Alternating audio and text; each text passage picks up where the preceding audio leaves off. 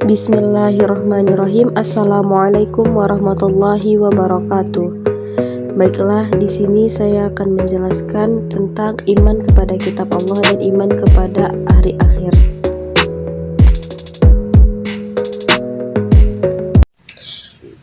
Sejarah Al-Quran.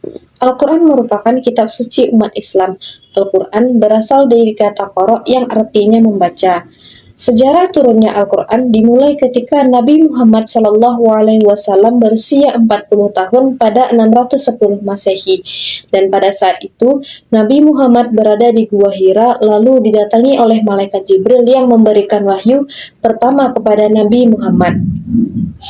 Ayat yang pertama kali diturunkan adalah surat Al-Alaq dari ayat 1 sampai 5. Lalu Al-Quran diturunkan ke bumi secara berangsur-angsur atau bertahap-tahap berlangsung selama 22 tahun, 2 bulan, dan 22 hari.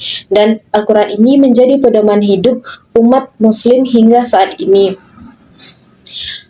Al-Quran dituliskan oleh salah satu sahabat Nabi, yakni Zaid bin Sabit, dan pada saat itu di Mekah dan Madinah belum mengenal kertas atau belum adanya kertas pada saat itu, sehingga ayat Al-Quran dituliskan di pelepah kurma atau tulang-tulang dan kulit hewan lainnya. B. Hakikat Al-Quran. Hakikat secara bahasa Arab yakni al-haqiqah dari kata hak yang berasal dari kata kerja yakni hakka yahiki yang berarti nyata, tetap, asli atau kenyataan. Sedangkan secara istilah menurut Imam Akhdari Jurjani, hakikat adalah setiap kata yang maknanya sesuai keinginan pengucap kata itu tanpa bersandar kepada kata yang lain.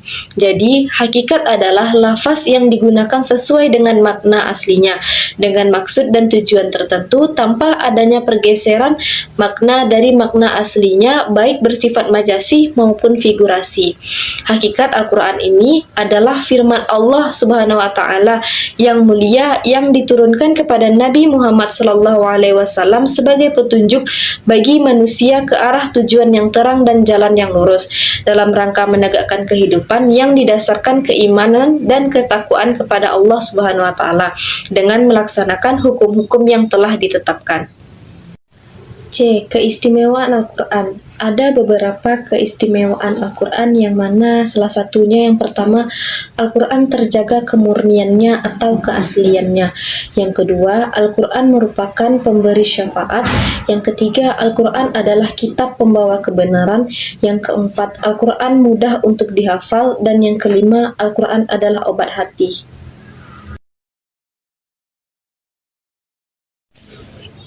Husnul Khotimah. Husnul Khotimah ini artinya yakni sebuah akhir yang baik. Husnul ini diambil dari kata hasan yang artinya baik, sedangkan khotimah sendiri memiliki arti yaitu sebuah akhir. Jadi Husnul Khotimah ini memiliki arti sebuah akhir yang baik. Maknanya adalah sebuah kematian yang berakhir dalam kondisi yang baik atau diridhoi oleh Allah Subhanahu wa Ta'ala. Selanjutnya B. Su'ul Khotimah. Su'ul Khotimah ini berasal dari kata su'u yang berarti buruk, dan khotimah ini yaitu artinya penutup atau akhir. Jadi Su'ul Khotimah berarti penutup atau akhir yang buruk.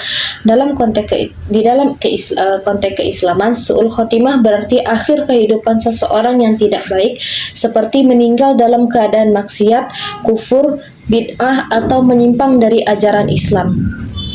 Selanjutnya C. Alam barzah. Di dalam agama Islam, alam barzah ini merupakan salah satu tahapan kehidupan setelah kematian. Alam barzah ini adalah alam kubur yang membatasi antara dunia dan akhirat. Alam barzah disebut menjadi tempat persinggahan sementara jasad atau makhluk, termasuk manusia sampai dibangkitkannya di hari kiamat, yang mana alam barzah ini dimulai dari awal waktu kematian sampai dibangkitkan atau dihidupkan kembali. D. Yaumul Ba'ts. Yaumul Ba'ts ini adalah hari dibangkitkannya manusia dari alam kubur untuk diarahkan menuju ke padang mahsyar. Yaumul Ba'ts terjadi setelah malaikat Israfil meniup sangkakala untuk kedua kalinya. Yaumul Hisab. Yaumul Hisab ini di dalam agama Islam adalah hari perhitungan atau penghisapan yang akan terjadi pada hari kiamat nanti. Pada saat itu, semua manusia akan dihadapkan pada catatan amal mereka masing-masing.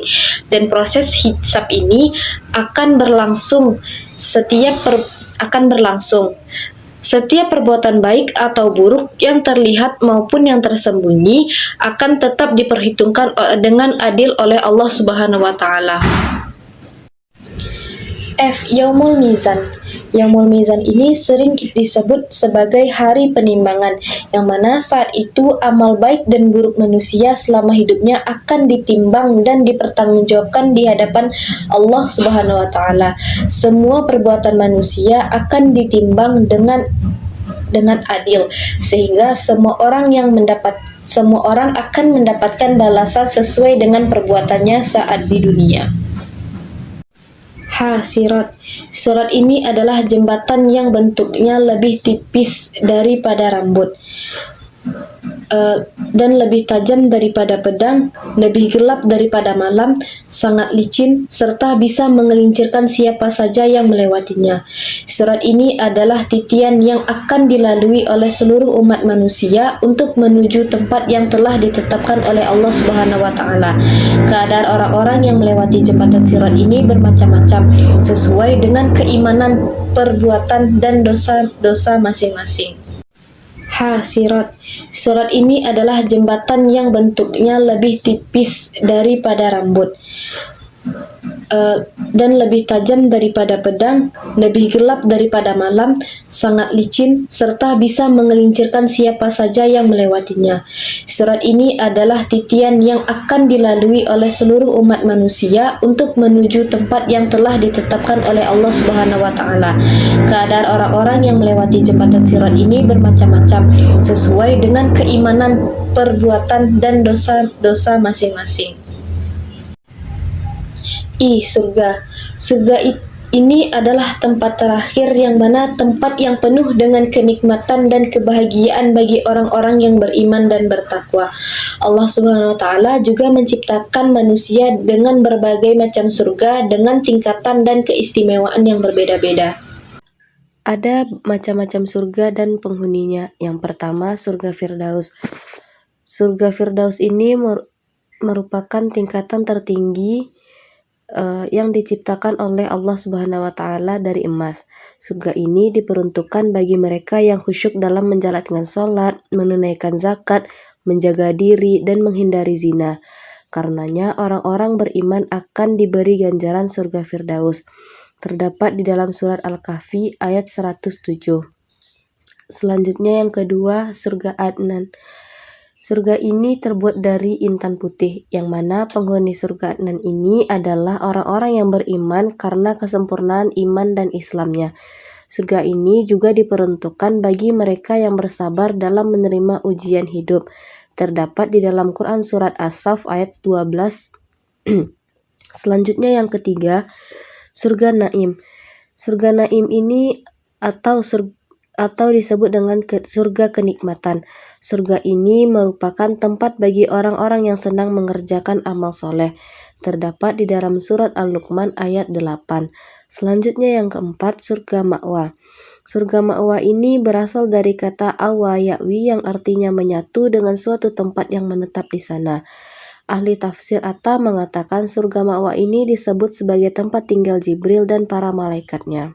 Terdapat surga Ma'wa ini menjadi tempat orang-orang beriman yang bertakwa, beramal soleh, menahan nafsu, dan meyakini kesabaran Allah Subhanahu wa taala. Terdapat di dalam surat An-Najm yang ayat 15. Selanjutnya yang kelima, surga Darussalam. Surga Darussalam ini diciptakan oleh Allah Subhanahu wa taala dari yakut merah, dan penghuninya kelak adalah orang-orang yang beriman serta bertakwa kepada Allah dan merenungkan tanda-tanda kebesarannya, dan orang yang selalu mengakui kebesaran Allah. Terdapat di dalam Quran surat Al-An'am ayat 127. Yang keenam, surga Darul Muqamah. Surga ini disebut sebutan bagi surga yang diciptakan dari permata putih. Penghuni surga ini adalah orang yang senantiasa berpegang teguh kepada iman dan Islam dan memperbanyak amal soleh. Orang-orang yang pandai bersyukur juga akan ditempatkan di surga Darul Muqamah. Terdapat di dalam Quran Surah Al-Fatir ayat 35. Selanjutnya surga Maqamul Amin. Orang-orang yang beriman dan bertakwa kepada Allah Subhanahu wa taala akan ditempatkan di surga Muqamul Amin. Surga ini menjadi tempat kembali bagi orang-orang yang bertakwa. Terdapat di dalam surat Ad-Dukhan ayat 51. Selanjutnya yang ke-8, surga Khuldi. Orang-orang yang semasa hidupnya selalu menjalankan perintah Allah Subhanahu wa taala dan menjauhi larangannya akan dikumpulkan di dalam surga Khuldi. Surga ini diciptakan dari marjan merah dan kuning. Terdapat di dalam Quran Surah Al-Furqan ayat 15. J. Neraka. Neraka ini merupakan juga tempat terakhir bagi umat manusia, dan neraka ini adalah kebalikan dari surga. Neraka ini adalah tempat siksaan di akhirat bagi makhluk Allah yang membangkang atau menentang syariat Allah dan mengingkari sunnahnya Rasulullah. Selanjutnya beberapa macam neraka dan calon penghuninya. Yang pertama, neraka jahanam. Neraka yang pertama ini adalah neraka jahanam. Jahanam merupakan neraka utama yang dihuni oleh para pelaku dosa besar. Salah satu calon penghuninya termasuk para pembunuh, penyembah berhala, dan orang melakukan kezaliman terhadap sesama manusia. Yang kedua, sakar. Neraka sakar ini adalah neraka yang dikenal dengan api yang menyala-nyala. Calon penghuninya adalah orang-orang yang menentang Rasul-Rasul Allah dan melakukan kesombongan. Yang ketiga, hutamah. Neraka ini dapat dipahami sebagai tempat penghancuran yang dahsyat. Calon penghuninya adalah mereka yang mengumpulkan harta secara tidak halal dan menolak memberikan hak-hak fakir miskin. Yang keempat, neraka jahim. Neraka ini yang memiliki api yang menyala dan melahap. Calon penghuninya yakni mereka yang berbuat kezaliman dan menyakiti orang lain secara fisik maupun emosional. Selanjutnya, neraka lada. Neraka ini merupakan neraka dengan api yang berkekuatan. Salah satu calon penghuninya adalah mereka yang terjerumus dalam perbuatan maksiat seksual dan melakukan perbuatan zina. Yang keenam, neraka hafiyah. Neraka ini dikenal sebagai tempat penderitaan yang sangat dalam. Calon penghuninya adalah mereka yang berbuat curang dalam timbangan dan ukuran serta terlibat dalam kecurangan dalam urusan dunia. Yang ketujuh, sa'ir. Neraka sa'ir ini ditandai dengan api yang sangat yang membara.